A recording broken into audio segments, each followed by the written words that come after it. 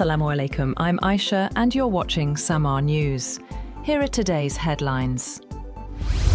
Iran's Supreme Leader Mujtaba Khamenei has said the United States will not be allowed to establish more military bases in the region and declared that the future belongs to the Muslim Ummah and a new Islamic civilization.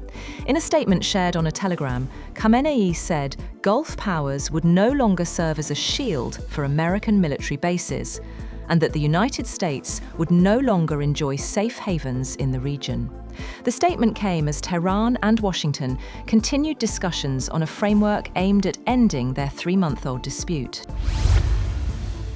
Explosions have been heard in Iran's southern port city of Bandar Abbas and nearby coastal areas. The cause remains unclear, while Iranian media reported that similar sounds were also reported near Sirik and Jask, coastal areas located close to the Strait of Hormuz. Iran's Mehr news agency reported that the situation in Bandar Abbas was under control and that there was no cause for concern. Meanwhile, US Central Command said American forces carried out defensive attacks in southern Iran during the last 24 hours. CENTCOM said the strikes targeted Iranian missile launch sites and Iranian boats that were allegedly attempting to lay mines.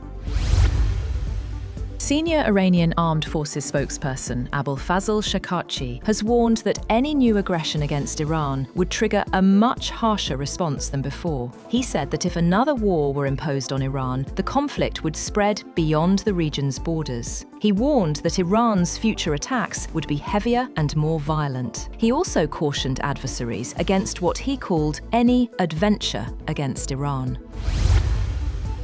On the other hand, US President Donald Trump has called on Iran to immediately hand over its enriched uranium or destroy it under supervision, placing Tehran's nuclear material at the center of renewed diplomatic pressure. In a message on Truth Social, Trump said Iran's enriched uranium should be immediately turned over to the United States. Trump referred to the enriched uranium as nuclear dust in his statement and said it could preferably be destroyed in cooperation and coordination with Iran.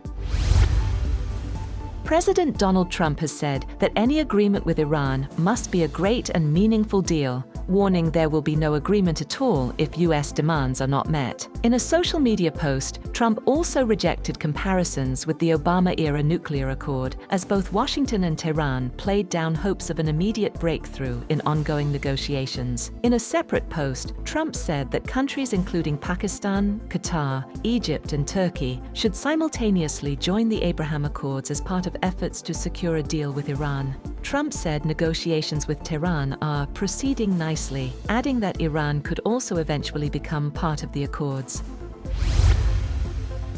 Russia has said that it intends to launch systematic strikes on targets in Kyiv linked to the Ukrainian military, as well as decision-making centres, and urged foreigners to leave, a day after one of its heaviest bombardments of the city since the start of the war. But Ukrainian Foreign Minister Andrei Sybiha urged Kyiv's allies not to give in to Russian blackmail. Russian Foreign Minister Sergei Lavrov told US Secretary of State Marco Rubio the impending strikes were in response to the continuing terrorist attacks by the Kyiv regime against civilians in Russia.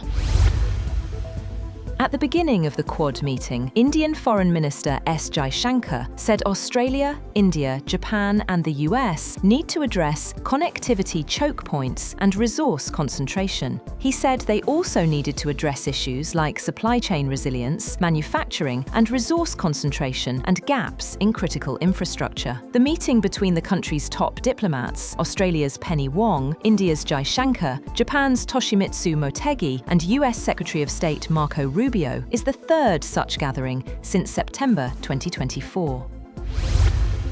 And North Korea has fired several missiles, including at least one short-range ballistic missile, toward waters off the country's west coast on Tuesday. South Korea's Joint Chiefs of Staff said in a statement the missiles were launched from Cheongju in North Korea's North Pyongan province. It is North Korea's first known missile launch since April 19th, when the country test-fired several short-range ballistic missiles, which it said were equipped with cluster bombs.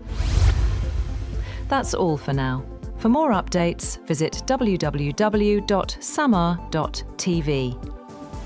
Thank you for watching Samaa News.